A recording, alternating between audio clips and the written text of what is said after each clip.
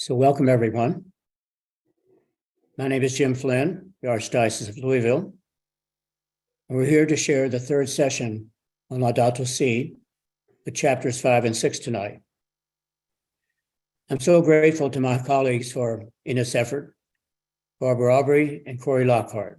And we're also joined tonight as usual, by David Horvath and by David Flynn in Nashville, Tennessee, our two technicians.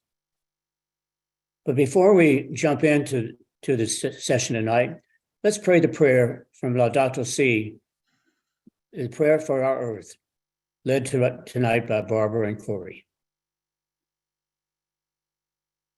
All-powerful God, you are present in the whole universe and in the smallest of your creatures.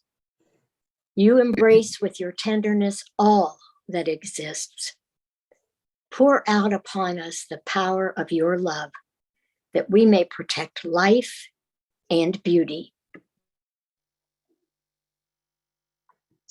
Fill us with peace, that we may live as brothers and sisters, harming no one.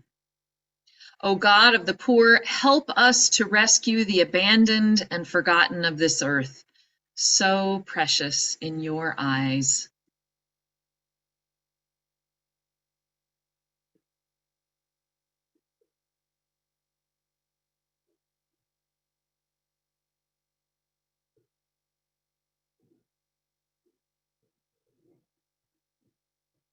Bring healing to our lives, that we may protect the world and not prey on it, that we may sow beauty, not pollution and destruction.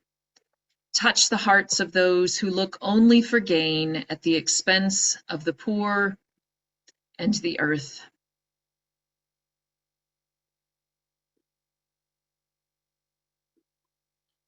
Teach us to discover the worth of each thing, to be filled with awe and contemplation, to recognize that we are profoundly united with every creature as we journey towards your infinite light.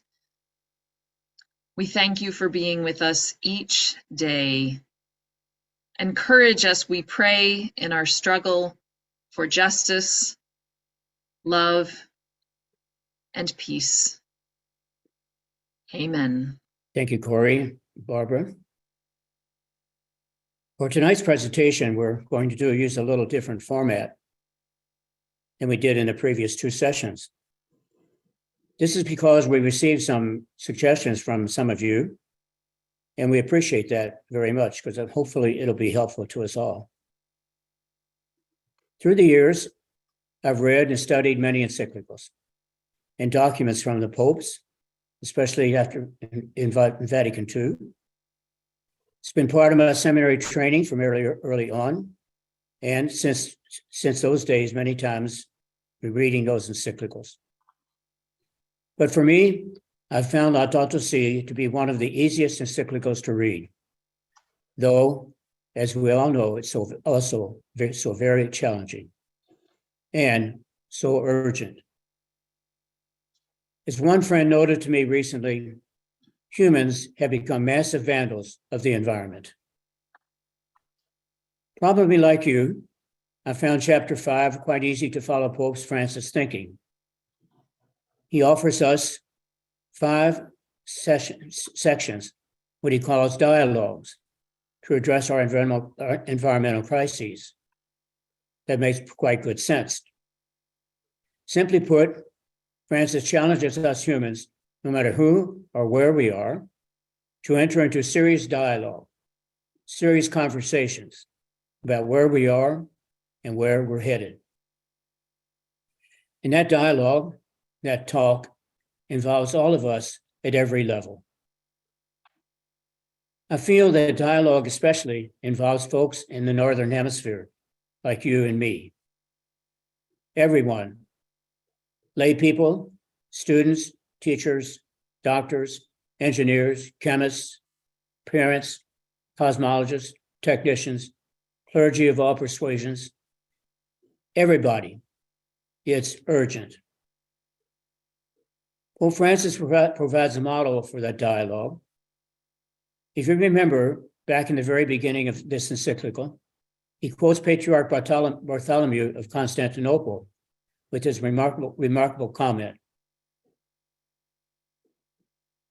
It is our humble conviction that divine and human meet in the smallest detail in the seamless garment of God's creation, in the very smallest speck of dust. So it's in Francis' spirit of dialogue that we read chapter 5. As we read this chapter, Francis underscores 5 different dialogues that need to take place. First, a dialogue in the international community labeled International Dialogue. A dialogue for new national and local policies. A dialogue in transparency in decision-making. A dialogue in politics and economics leading to human fulfillment. And finally, a dialogue between religions and science. And at this point, let's take a moment to pause. And this is going to be a point where we invite you to answer in the chat. And the question is this: of these 5 dialogues, which one is most intriguing to you? Which one piques your interest the most?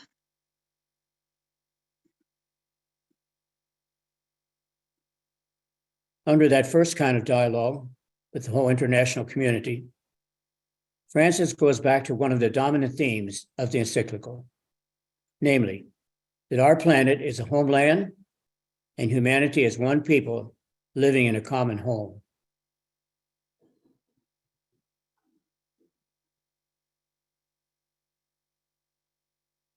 I've never counted exactly how many times in Laudato Si that phrase appears, our common home, but it's very prevalent. I love this slide of Mother Earth.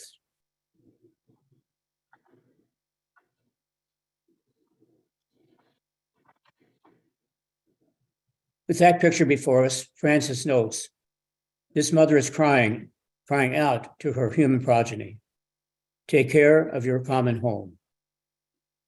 For me, that image has certainly put some meat or meaning on one dominant theme I keep hearing in the encyclical. Everyone needs to hear both the cry of the earth herself and the cry of the poor themselves. Francis learned and lived that expression, cry of the earth and cry of the poor, while serving as a Jesuit priest in Argentina, especially during the years of the dictatorship there. And if you're like I am, I have to confess that through the years, I haven't informed myself sufficiently to this reality, that Earth is our common home. It's theirs, yours, mine, folks in Africa, Asia, Latin America, the South Seas, Ukraine, and yes, in Russia. All of us share a common home that we lovingly call Mother Earth. And thank you so much for those who have offered your comments in the chat. I just want to share what is piquing your interest: national and local, the international dialogue, transparency and decision-making, the local, national and local, religion and science, and then also this comment that the national and local, it seems to really hit at the heart of our common home. And at this point, I want to offer another question, and this is a question actually just for quiet contemplation, and we'll take about a minute for you to sit with this question. It's actually 2 questions. What words do you use? What words do you use when you refer to our planet? And how do your words help you feel connected or disconnected to our common home, to Mother Earth? I'll say those questions again. What words do you use to talk about the planet that we live on? And how do those words help you to feel connected or perhaps disconnected to our common home, Mother Earth? And let's take a few moments in silence.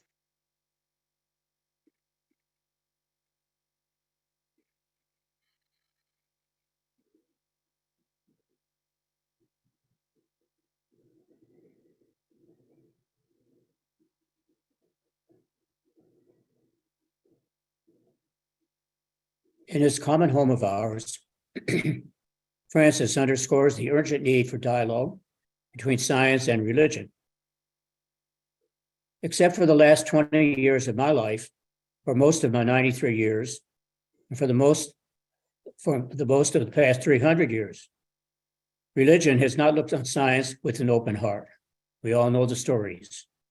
It's so urgent that science and religion dialogue in our times.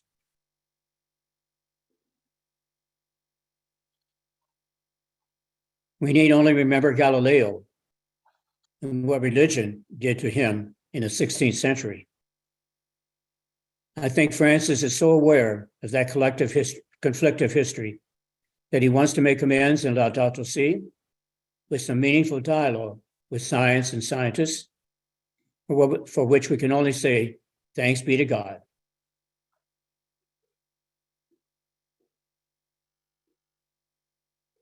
That being said, Francis cautions that it cannot be maintained that empirical science provides a complete explanation of life or the whole of reality.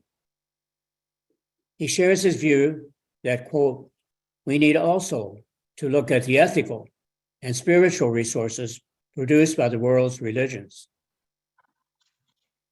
Dialogue is also needed among the various sciences because the enormity of current ecological crises needs the wisdom of every science and every scientist in their own contributions. Today, we are seeing the universe like never before, thanks to Hubble and Webb telescopes.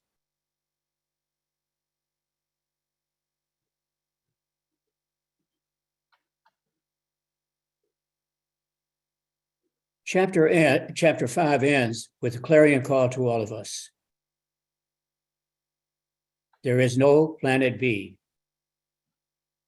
It's the common good for our common home in every commonwealth that demands dialogue, conversations, and discussions. And that has to happen at every level of community. I know from my own experience that this kind of dialogue for the common good is difficult and requires a lot of patience, self-discipline, and generosity. Our common home demands that we act together. There is no planet B. So it seems to me we've got a lot of discussion material here in chapter 5. Corey has some suggestions, and David Flynn will lead us into breakout rooms. So once again, you'll be in a breakout room with two or three other people, probably three other people. And as we've done on past calls, you can see questions on the screen and I'll read those in a moment. But first, because probably you'll be in rooms again with people who you may not know.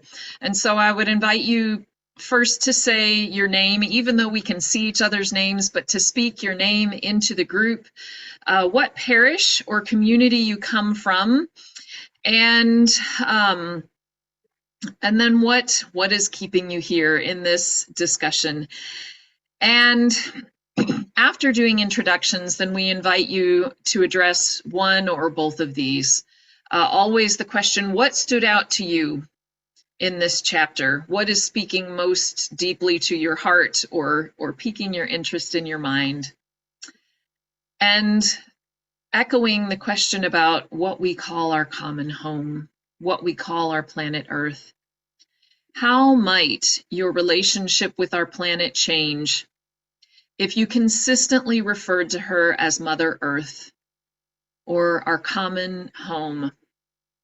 And how might using these words change your relationship with other people, creatures, and other living beings. So you'll be in the breakout room for 15 minutes, and we'll invite you, what I would encourage you to do for a first round of discussion is for one person to be a timer and to give each person about 2 minutes to speak to these questions after you've done the introductions, and then perhaps to do another round of timed comments or to go more into a freestyle. You may see that Jim or I, Father Jim or I, may pop in and just be a listening presence in your room. And then after 15 minutes, you will be invited to come back, or you'll be popped back into the large group. We'll hear a few comments and go back to the end of the encyclical. And so at this point, before we move on to chapter 6, we'd love to hear a few comments from you, something that feels notable, maybe an aha that you had in your breakout room or in response to chapter 5. And so I would invite you to use the raise hand feature and I think to use the raise hand feature, and then we'll call on you and invite you to speak. Something that was notable. And you're also welcome to put something in the chat if you feel a little more timid about speaking in front of the group. How do you do the raised hand? Well, Joanne, since you're already off mute, if you would like to comment. I just didn't know what it was. Oh, okay. Yeah, thank you for asking that question. If you go down, if you take your cursor down to the bottom of the screen, you'll see a thing that says reactions. And there you have things like a clap and a thumbs up. And you also have a button that says raise hand. Yeah, I'm sorry that I didn't offer that instruction. Thank you. Yeah, thank you. Well, our group, we felt overwhelmed by on the international level. All the wars that are going on, the destruction of countries and people. And it's very hard to sit there and watch that and feel like you can do anything in that situation.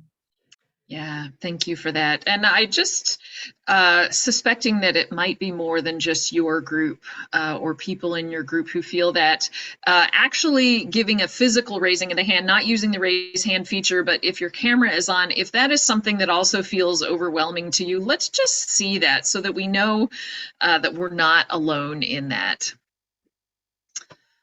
Sometimes just the fact that we know we're not alone in it doesn't make it go away, but at least perhaps there's a little comfort in that, because we're not called to do the work together. We're not called to do the work alone. We're called to do the work together.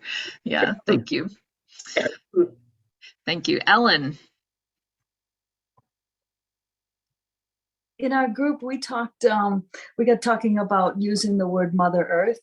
And besides the fact that I loved being able to meet, with other people and get different perspectives, I tend to think of the whole earth and maybe not focus enough on it being our mother, just get a little too caught up in the science of it. But Paula in our group, she was aware that where she was at with her life, just recognizing the tree outside her window and the bird feeder that would bring the cardinals, such examples of flora and fauna, and very nice. Yeah, thank you for that. And all of those, we need all of those perspectives, right? We need a multiplicity of ways of recognizing Mother Earth, our common home. Connie. Hi, in our group, we talked about how terminology we felt made a difference, and how in our perception and the perception of other people's, and how powerful those words could be. Also overwhelmed with the vastness of issues and how difficult that is to tackle. But one of the ladies, a couple of ladies in Peru were talking about some things that they did, such as creating napkins for their staff to bring to meetings. Those small changes that were made that drew attention to those issues, what could be done about it. And then also really excited about, maybe we've been discussing the issues, maybe being able to share out ideas about the other small things that we could do to make change. Yeah, thank you. And chapter 6 touches on that a little bit. And then, of course, our whole next session is going to be focused on action. So we will get to dig into that. And thank you for sharing, Jeff. And this will be our last comment before we go into chapter 6. Jeff, you're on mute. Yeah, I saw that. Thank you. Well, not to be redundant, but one of the things that we did talk about, and it is somewhat redundant, but we talked about little things that we could do personally to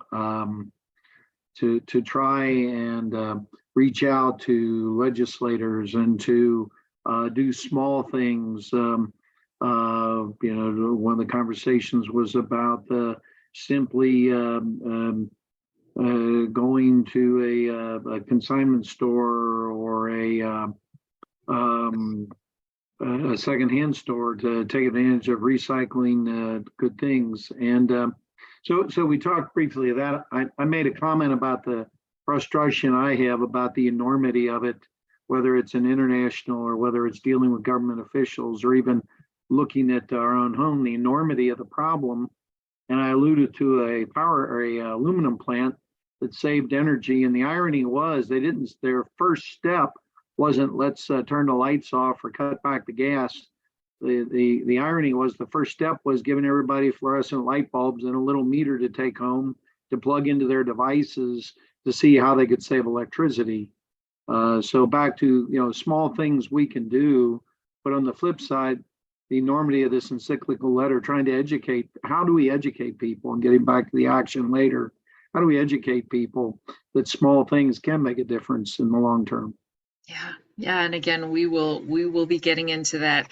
I see that there are two other hands, and I do want to transition us into chapter 6. And so, Elizabeth and Connie, please know that that we will have time again after we get into chapter 6 to, if you choose, you can raise your hand again afterwards. And we'll have another chance, both in the small breakout rooms. You'll be with the same folks, and then we'll have some space in the large group again. So thank you for that. And with that, I will hand it back to Jim and Barbara. Okay, thank you, Corey. Thanks everyone for your participation.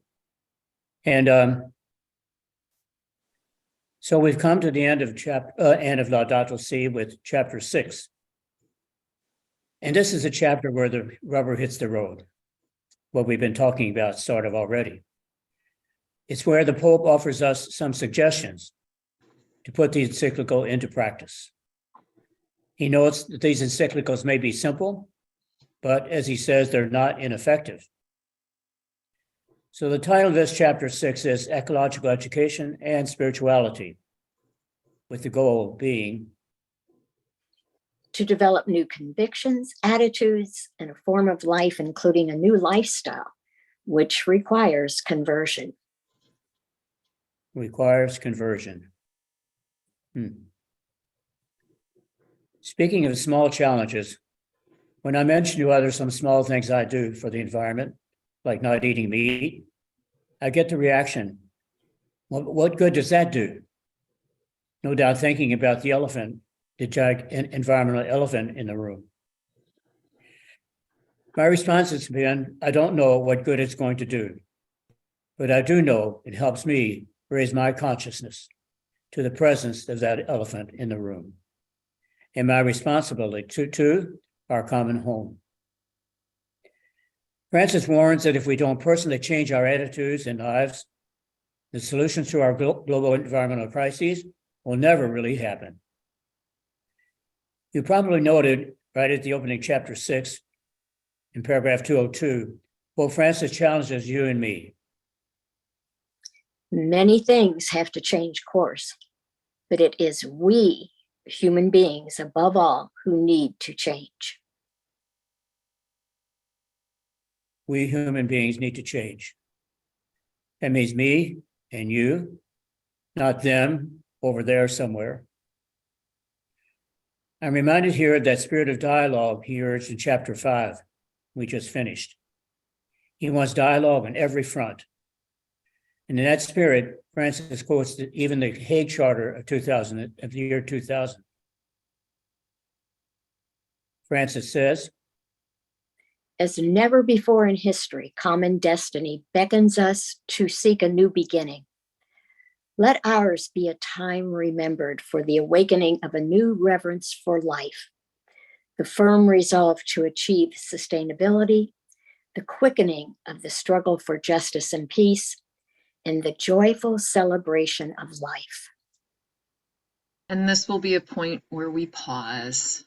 And in this pause, I invite you to read to yourself this quote again and just notice. And if you'd like to, you can put it in the chat. What word or phrase stands out to you? What word or phrase stands out to you from this quote?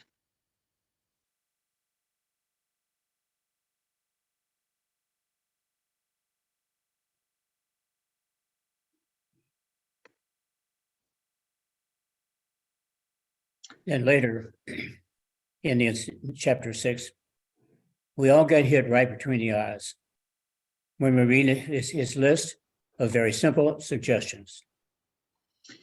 And before we go to those simple suggestions, let's just hear some of what we have in the chat. We have the words, a new beginning, common destiny, conversion, just the word common, a new beginning.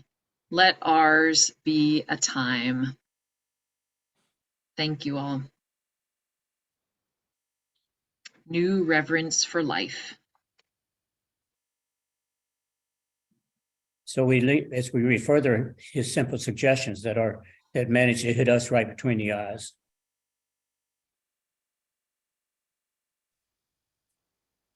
Like avoiding use of plastic and paper, reducing water consumption, separating refuse, cooking only what can reasonably be consumed, showing care for other living beings, using public transport or carpooling, planting trees, turning off unnecessary lights. And again, we invite you to pause. Some of you have already named in your breakout groups some of the things that you're doing. And with these things that we've named, I wonder which of these are you already doing and which feel challenging? And this, maybe just ponder that question. And there's no need at this point to put anything in the chat, but that might be something that comes into your second breakout room. Which of these things do you already do on a regular basis? And which, if any, feel challenging? Maybe like a stretch to you.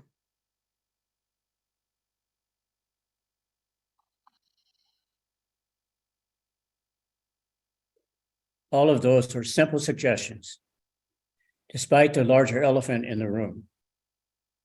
With such simple items, Francis says that we have the power to change the world one small action at a time. It's what he calls ecological education.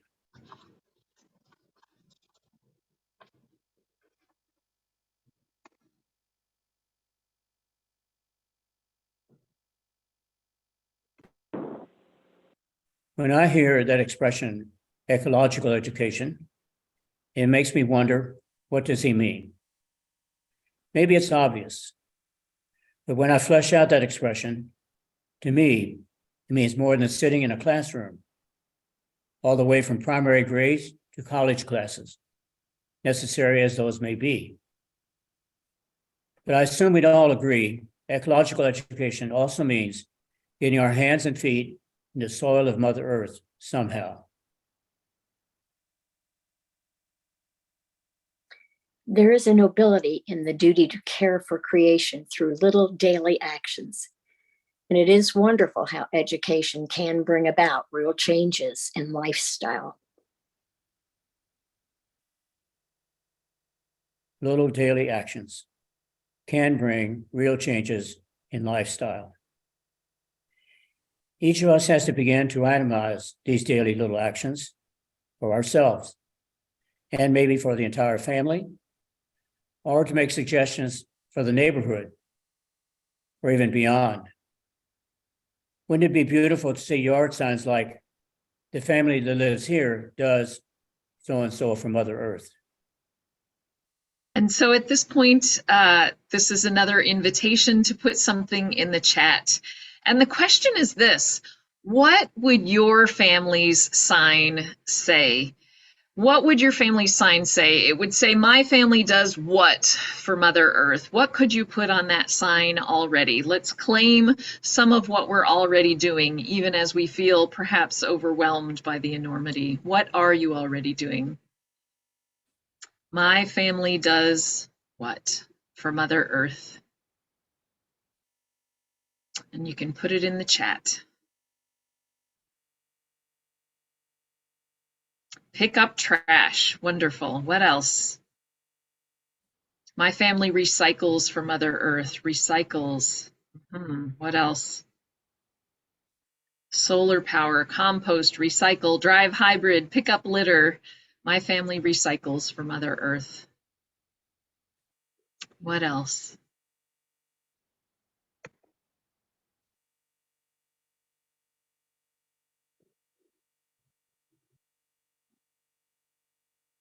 Isn't it wonderful that we have so many people recycling? My family has native gardens and trees native to Kentucky, grows local pollinating plants for the bees and the birds. And so seeing some of these things, if you're not already doing them, maybe your ideas are sparking for you. Composting, no to plastic grocery bags, subscribe to sustainable farming, help other animals live in our place. Thank you. Thank you for those actions. Recycling, drying clothes on the line, using cloth grocery bags, and having a pollinating garden. Thank you. What lovely things to claim. My family supports our parks. Thank you, thank you, thank you. And let's continue with the presentation. And maybe, Corey, we could itemize those and send them to one another, send them to people here. Thank I would you. appreciate a list of that kind of thing for myself. Great. Yeah, I think that's possible. So continuing on, Francis urges that this ecological education needs to happen everywhere in society, at school, in families, in the media, in catechesis, in political institutions, and various other social groups, and in all Christian communities.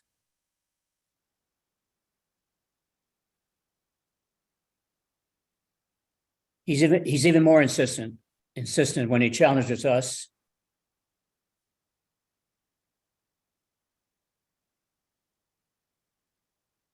living our vocation to be protectors of God's handiwork is essential to a life of virtue.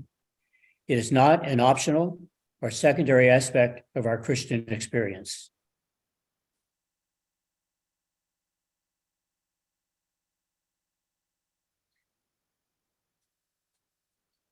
This comment makes me feel that this calling is a no holds barred for you and me, to be protectors of God's handiwork. Creation is not optional or secondary in protecting it, us protecting it. That's an extraordinary comment. And he's also insistent.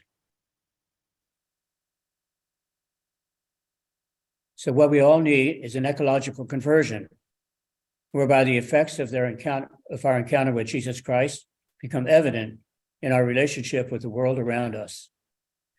Living our vocation to be protectors of God's handiwork is essential to a life of virtue. Essential to a life of virtue. And as I look at that expression, living our vocation to be protectors of God's handiwork is essential to a life of virtue. It helps me helps put me on a path toward ecological conversion and spirituality, which is the title of this chapter.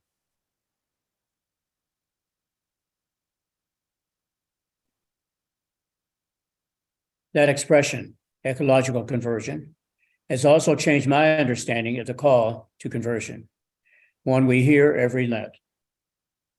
Makes me wonder, could ecological conversion mean that conversion is a turning away from my sins against Mother Earth? And frankly, through my many past Lents, I never thought about my need for an ecological conversion. I need a lot of mea culpas. Francis comes hard-hitting, especially at us in the US and other so-called first world countries. You and I have insatiable desires to consume more, and we certainly have plenty to confess. Francis also insists that we need to take up an ancient lesson found in different religious traditions and in the Bible. It is the conviction that less is more.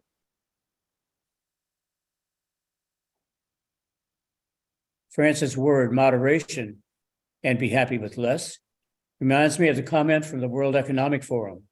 Quote, if everybody in the world consumed as much as the average person in the average high income countries, we would need 4 Earths to sustain us.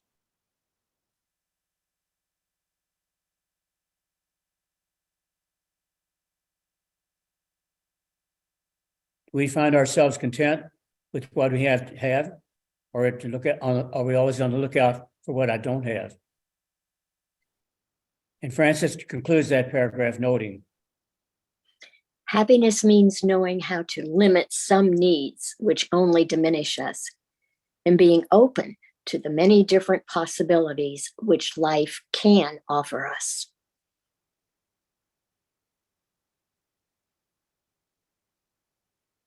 it seems to me like he just won't let go of that less is more theme. We have to admit, or I have to admit, that in our culture, we're encouraged to want more and more. Sometimes things we need, sometimes things we simply would like to have. I know I'm often attracted to purchase books or new resources. I'm constantly finding myself gazing at ads that draw me in. We share a world of exaggerated consumption, a consuming hunger we all have that often mistreats life in all its forms. For one thing, it makes me think of those big game African hunts and industrial farming of animals.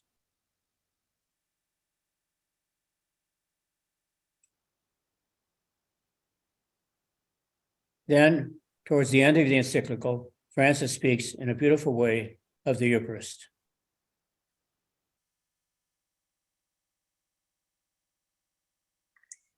Let us sing as we go. May our struggles and the concern for this planet never take away the joy of our hope. So despite some strong words for us to ponder and put into practice, we must be concerned about this planet of ours, the only one we have. Indeed, our common home, our Mother Earth, literally. So now it's time to share our thoughts about this chapter. And Corey will lead us. Corey? And so we'll enter into discussion again in your small group. And always the question, what stands out to you? What is most notable for you in chapter 6? And then thinking about this idea of ecological conversion, and this, we know this discussion has already started. We've heard it in the large group and in the small groups. But when you look at your life and your lifestyle, what might be first steps you can take in your ecological conversion? And knowing that we've already claimed some of those steps, many of us, we may be on that path already. And if that's the case, what might be your next steps? And this isn't on the screen, but I'm thinking about one of the breakouts that I dropped in on, and I want you to think about both how this ecological conversion might be influenced by using that term Mother Earth regularly, which might be more common for us, and also what might using the words our common home, how might that impact the steps that we take on the ecological conversion when we're talking about care for the earth or the cry of the earth and the cry of the poor.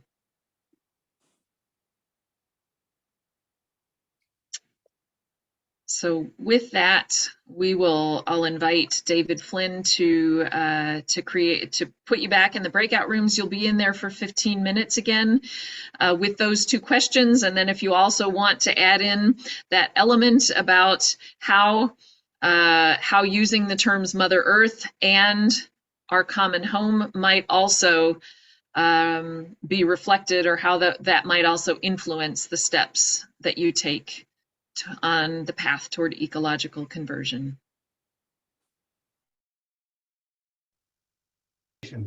Welcome back. Welcome back, welcome back, welcome back. So, welcome back. And we have about 10 minutes again to hear comments. And let me just be a little bit clearer. One, if you had a comment before that you'd still like to speak into the room, then you can raise your hand again. Also, let me just be clear, I'm not asking for a summary of what happened in your room, because you can't summarize what happened in your 15-minute discussion in a sentence or two. What I am asking for and inviting you to share is one insight or one aha, something that feels notable to you that you want to claim and name in our larger collective space. So if you have an aha or an insight that you'd like to share, then again, I would encourage you to raise your hand. And Jeff, I see your hand is raised. I'm gonna wait just to see if there are folks who haven't spoken yet. And if there aren't, then I would love to hear you speak again. But let's make some space for folks who may be a little bit shyer about speaking. This is Judy. Okay, hi Judy. I want to say that it takes beauty to keep us going. Mm. So we need the beauty of nature to keep us from getting into other stuff like too much television and waste of time stuff. That's all. Yeah, how many people need beauty in order to do this work? Yeah, I'm seeing hands raised and I'm seeing heads nodding. You know, what that reminds me of, Judy, is talking about social change work that can also be applied to this particular area of change work, is a quote that goes something like this. I'm going to say it in the way that might make you all laugh. We have to make this work so sexy that people can't help but want to be a part of it. How do we make this so compelling? And it's when we live into the beauty and joy, when we live into the beauty and joy of it, that people want to get involved. All right, and Jeff, I'm not seeing other hands up, so what would you like to share? I was with a very interesting collection of ladies that had some terrific ideas, and being the shy one of the group, I don't want to do a summary, but two things struck me in our conversations. You know, we talked about Mother Earth and we talked about our common home, and it's kind of like, hey, we get it. We're all here. There's 41 of us odd people that see the importance of this, but. And I made the comment, and I'm summarizing the things we all talked about, but the two things that kept striking me is Father Flynn's comment about the call to witness and the call to conversion, and that conversion has to be constantly renewed. And that witness, we become, if we truly take this to heart, we evangelize. And those evangelizations can be noticing that, hey, in class today, notice we don't have styrofoam here anymore. We're going to use recyclable products. And just sometimes you don't have to be preachy to be an evangelist. What's the misreferenced quote about proclaim the gospel and when necessary use words? Well, somebody said that and it was good. It's misquoted a lot, but all that to say, I think those are my takeaways from the conversation we had. Yeah, so I'm hearing you just naming that idea of leading by example, and of course we have Jim, who's who is leading us in this work. And for those who may not know, he has just celebrated 68 years of ordination. And so if that is not an invitation to practice lifelong conversion, I don't know what is. Amen.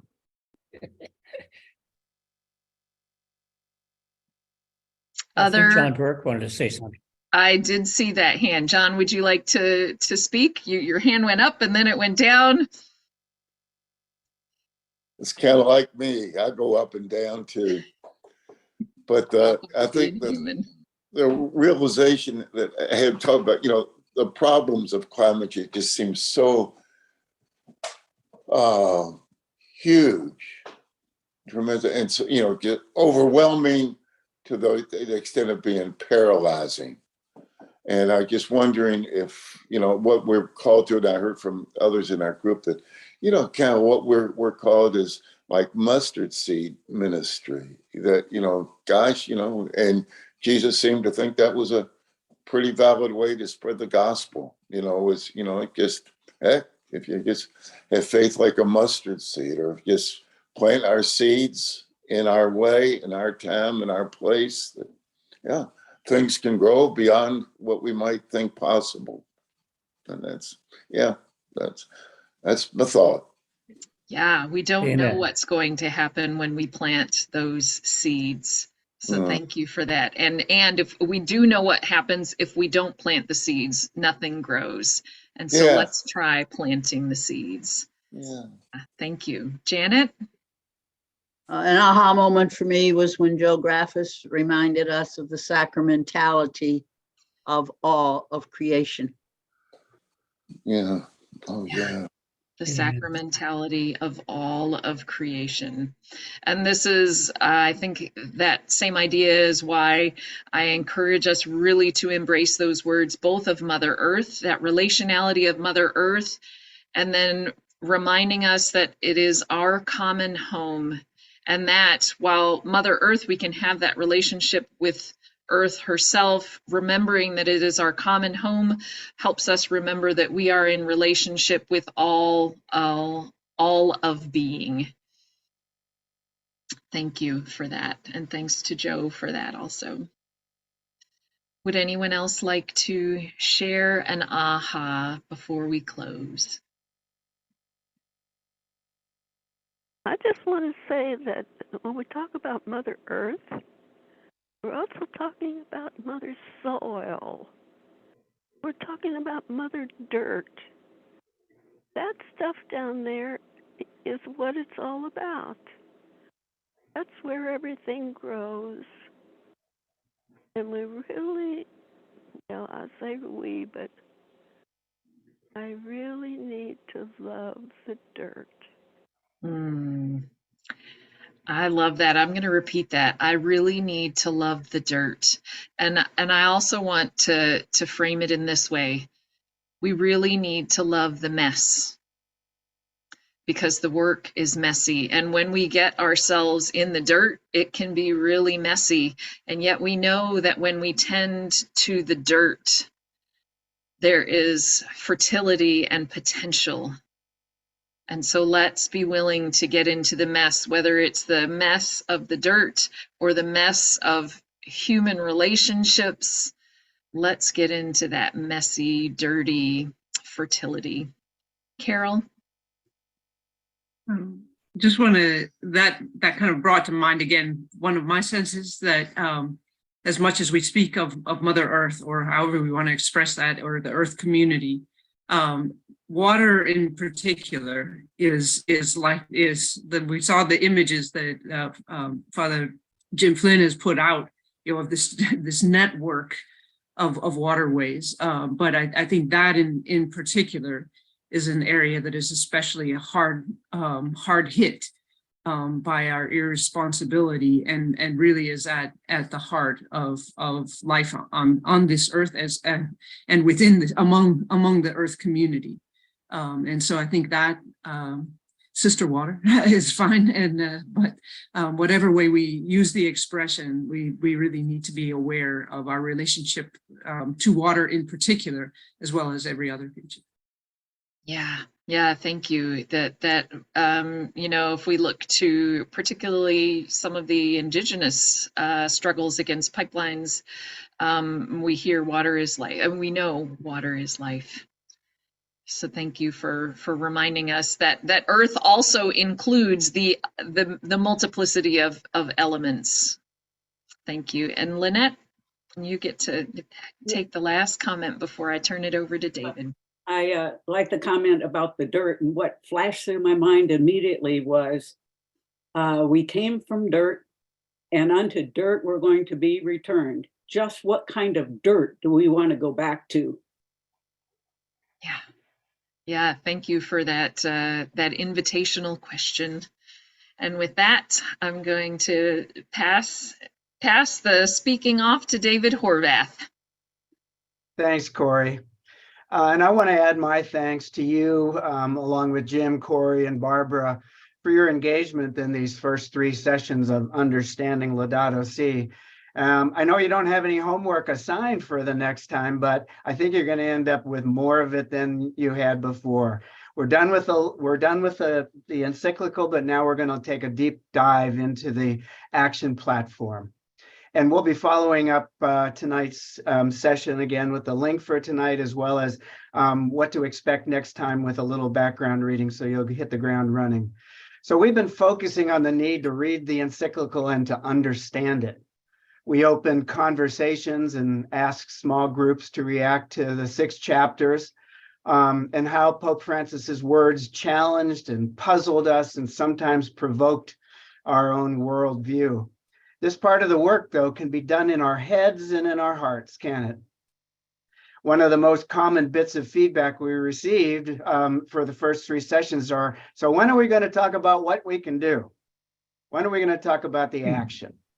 Well, as promised, that comes next time as we focus on the action platform. The action platform was launched by Pope Francis in November 2021, 7 years after Laudato Si was released. And as Jim has said a couple of times, this is where the rubber meets the road. For all 1.3 billion professed Catholics worldwide. In other words, the Universal Catholic Church. The Pope launched the action platform as a 7-year process to put this encyclical into practice and to animate our good thoughts and prayers, to take the education we've been doing these past 3 months and to take decisive action here and now. Decisive action here and now. So just who is expected to do this work here and now? Well, me as me, and you as you, and then y'all as all of us. Not just the Vatican, but also a diocese. Not just a religious congregation, but Catholic clinics and hospitals. Not just families, but also our schools. Our next session will be different from the previous sessions in that we'll start with a very brief overview of the 7 goals of the action platform, and we'll show a few examples by way of explaining their relevancy to where our own feet are planted and what it means for us to engage these goals. And then we're going to be breaking out into groups again, but we're going to start by asking you to join specific groups this time. In other words, no random 4-person groups. We're going to ask you to choose a group And we're going to ask you to choose the group based on your interest area, where you are, where your feet are planted. So for instance, we're going to have rooms, 1 or 2 rooms, depending on how many folks are present, for parish and faith communities. So if you're coming and you're interested in how to engage your parish or your faith community, there'll be a room that does have others working on that same interest. Or individuals and family, what can we do as individuals? What can we do in our families, in our family circles? We're going to have organizations, people that represent organizations. It could be religious orders or hospitals or you name it. Any number of Catholic organizations are represented in our group today. And you may be thinking, how can I get my agency to do this work? Well, then you will be interested in that type of discussion.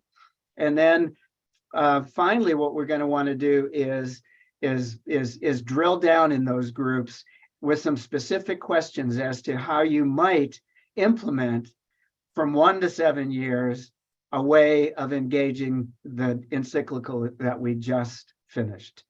So I'm pretty excited about the action platform. To me, it's the heart of the encyclical. It's where I think the Pope wanted the encyclical to go. It's where the encyclical has to go in order to save the planet.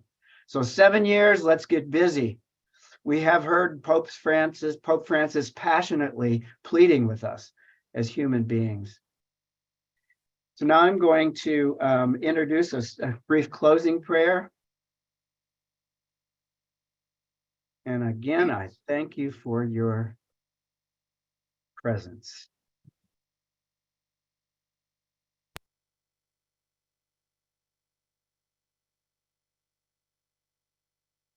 Grandfather, Great Spirit, all over the world, the faces of living ones,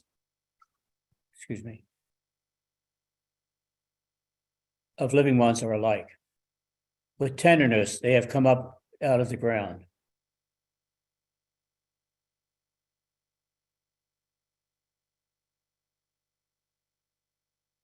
Look upon your children, that they may face the winds and walk the good road to the day of quiet.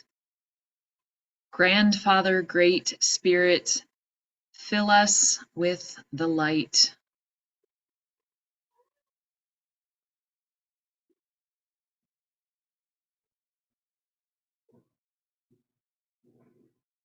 Give us the strength to understand and the eyes to see. Teach us to walk soft on earth as relatives to all that live. Let Amen. Amen. Amen. Thanks to everyone for your participation. See you on April 25th.